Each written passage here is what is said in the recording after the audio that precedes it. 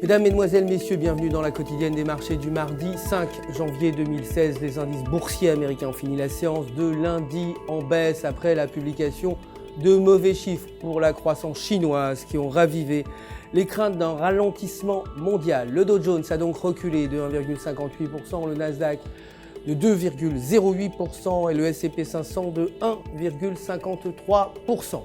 Le titre Tesla a cédé 6,92%, clôturant à 223,40 $.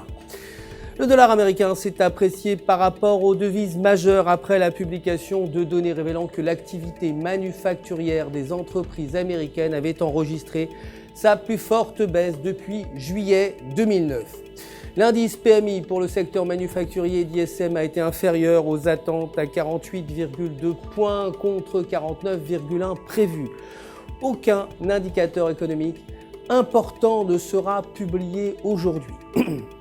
Côté matières premières, l'or a bondi pour finir à 1074 $. Les investisseurs ayant réagi à la décision de l'Arabie Saoudite de couper les relations commerciales avec l'Iran et les chiffres inférieurs aux attentes de la production industrielle chinoise.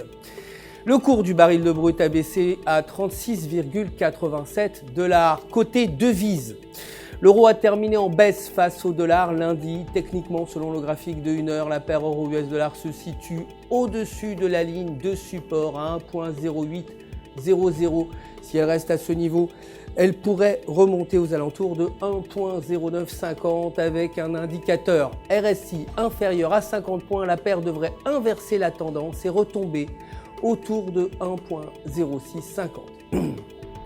La livre sterling a fini presque inchangée face au dollar après des données révélant que l'activité manufacturière britannique avait continué de ralentir à la fin 2015. Techniquement, selon le graphique de 4 heures, la paire livre-US$ se situe sous la ligne de résistance à 1,4795 et sous la moyenne mobile de 20 jours. Si la paire reste sur cette dynamique, elle pourrait reculer aux alentours de 1,4600. En revanche, si elle franchit la résistance, la paire pourrait remonter aux alentours de 1,4900. C'est la fin du flash. Merci de nous avoir suivis. Je vous retrouve demain bien sûr avec plaisir pour les nouvelles actualités des marchés. D'ici là, restez avec nous sur www.ufx.com pour tous vos besoins de trading. Vous le savez, un conseiller personnel est là pour répondre à toutes vos questions. Tout UFX joint à moi pour vous souhaiter une excellente journée de trading.